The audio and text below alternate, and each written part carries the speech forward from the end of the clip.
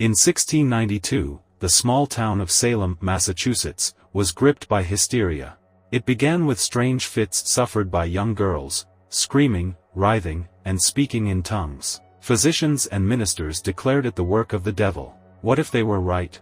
What if behind the hysteria, the Salem witches were real, and far more dangerous than anyone could imagine? Beneath the Puritan community's facade of piety lay secrets and fear, remnants of the European witch hunts that had claimed tens of thousands of lives. These hunts, particularly brutal in Germany and Scotland, often accused women of being in league with dark forces. Among them were whispers of covens, groups of witches capable of summoning unimaginable horrors. In Salem, a coven of 6 witches had arrived under cover of night, fleeing persecution in Europe. They were remnants of a once powerful order, their numbers dwindled by the burning pyres of the old world. These witches, Agnes, Marjorie, Hilda, Beatrix, Johanna, and their enigmatic leader, Morgana, had crossed the Atlantic, seeking refuge. But their intent was far from peaceful. Centuries of vengeance burned in their hearts. They had witnessed their sisters dragged from their homes, tortured, and executed. They saw the flames as a signal not to retreat but to strike back.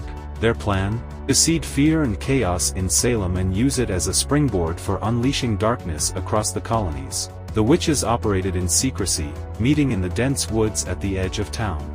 They crafted potions and summoned spirits to infiltrate the minds of Salem's most influential citizens. Morgana, who was said to have survived the Wiesenstieg trials in Germany, wielded ancient, forbidden knowledge. She enchanted the town's children, using their innocence as a vessel to spread her curses. Historical accounts mention spectral evidence during the trials, where accusers claimed to see the witches' spirits tormenting them. In this story, those spectral appearances were no hallucinations, they were the witches themselves, manipulating their victims from the shadows. The hysteria began when the daughter of Reverend Paris fell ill. She claimed to have seen a dark figure hovering near her bed, whispering unholy chants. Within days, more children were afflicted. The town's fear turned to anger as accusations flew. Morgana watched from the shadows, delighting in the chaos. Historical figures like Tituba, the enslaved woman accused of witchcraft, became scapegoats. In reality, Morgana had used her magic to ensure Tituba would confess under duress, spinning tales of witches flying on broomsticks and pacts with Satan. These confessions fueled the paranoia, leading to the arrests of more than 200 people. As the trials raged on, the witches prepared their ultimate spell, a ritual that would summon an ancient demon, giving them control over the Puritan settlement. They required the blood of innocents and the fear of the community to complete it. Real-life accounts of the trials note bizarre events, such as livestock dying mysteriously and strange lights in the sky. In this tale, these were manifestations of the witches' growing power. But the witches underestimated the power of desperation.